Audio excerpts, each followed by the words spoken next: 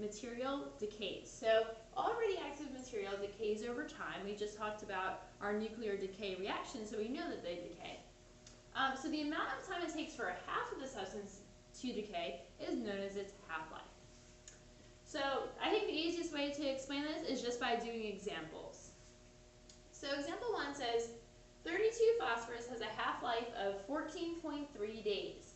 How many milligrams will remain after 57.2 days if you start with 4.0 milligrams? So there's a few things that we're looking for when we're doing these types of problems. We have to first figure out the half-life, and it tells us that in this problem.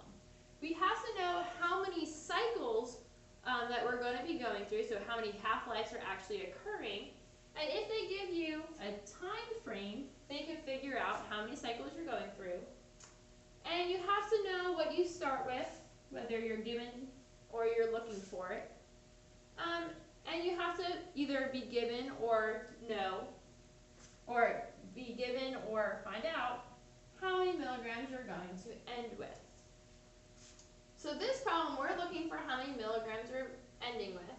We can figure out how many cycles based on our time frame, and we know how much we're starting with. So in order to figure out how many cycles we are doing, we're going to take the amount of days that this reaction is occurring over and divide it by its half-life. So we're going to do 57.2 days divided by 14.3 days, since that's its half-life. So we're going to do 57.2 divided by 14.3. And we know in this time frame that this 32 phosphorus is going to go through 4 half-life cycles. Now, easiest way to do this, we start with 4.0. A half-life, we know that half of it's decaying, so we're going to go through 1 cycle, it's going to go down to 2.0. A second cycle is going to go down to 1.0.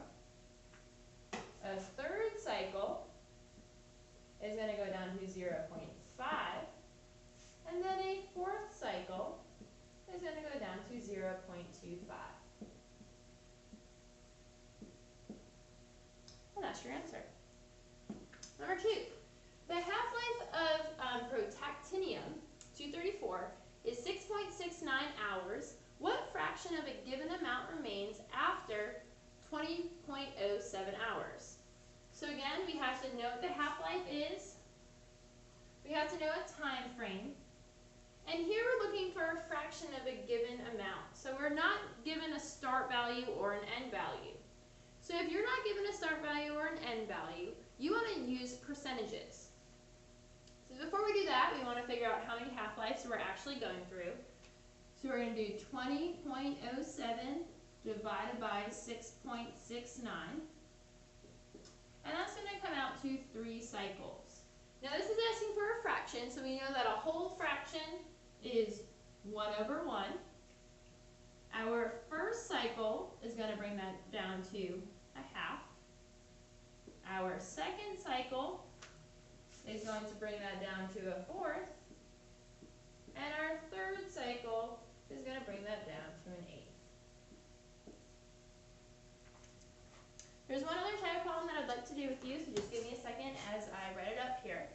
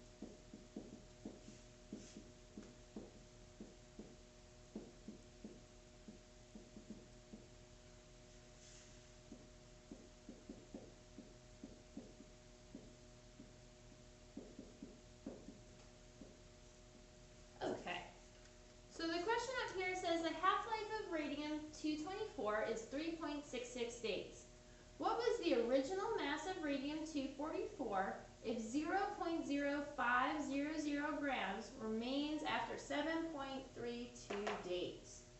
So we are given what the half-life is, we're given how much it remains after, and we're given a time frame. So we have to figure out the original amount. So if we're given a time frame, you guys know that we have to do figure out how many cycles we have. So 7.32 divided by 3.66. That's going to come out to 2 cycles. So now we're going to be working backwards. Instead of decreasing by half, we're going to be increasing. So we start off with 0.0500 grams, and we want to double that. So we have 0.05 times 2, and we end up with 0.1 grams. So that was our first cycle, and we have to do 2. So we're going to do 0.1 times 2. We're going to end up with 0.2 grams. That would be the amount that we started with.